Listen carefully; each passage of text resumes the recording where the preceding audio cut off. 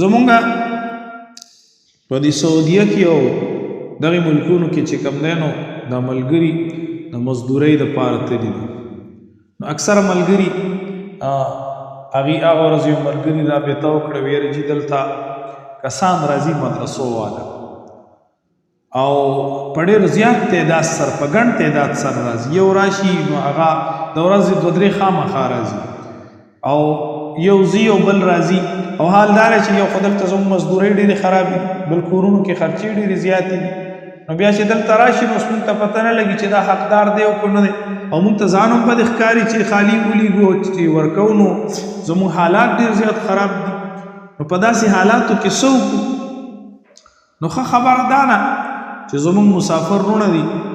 نو هغې د مدارسو سره کو تعاون کوي نو هغه مدارس چې هغه تعلق والي دي د دوی پیژني نو د داسې مدارسو سره په خپله باندې چې کوم دی نو براه راست تعاون کول یا هغې درالل تعاون ورسره وکړه ځکه د هغې خبره دا ده هغې وایي چې یاره دومره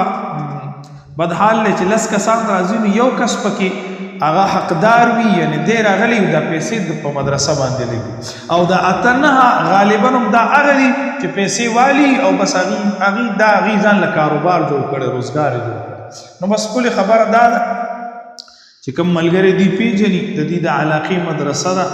د دې ورسره تعلق دی دی وی پیژني دې ته پته ده چې دا زما پیسې د ما نه واخیستې او دی چې د کوم څیز دپاره اخلي د طلباو باندې لګوي په تعمیر د مدرسې باندې لګوي په تعمیر د مسجد باندې لګوي نو ده ته پته ده چې او دا زما 200 روپۍ چې زه ورکوم دا لګي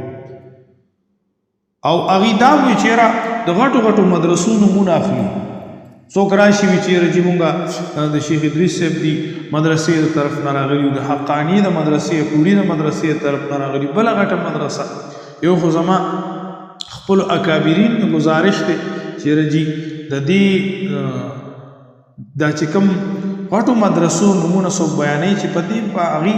براه راست په میډیا باندې هغې خپل د طرف نه چې وایي زمونږ څوک شته دی نه چاندواله نه مونږ سعودي ته څوک چاندواله لیږلي دي او نه مونږ دوبۍ ته څوک چاندواله لیږلي دي په لحاظه هغې نو مسلمانانو ته به پته ولګي چې د دې لوی مدرسو دارالعلوم حقاني نوم چې څوک چاته واخلي نو بلا خلک چې کوم ځکه یې سره قلبي محبت دی او ربط دی د خلکو د شیخ ادریس صاحب سره د خلکو قلبي محبت دی ربط دی د هغې نوم او ډېر معتمد او مستند نوم دی خلک د هغې نوم استعمالوي او حال دا دی چې هغې د طرف نه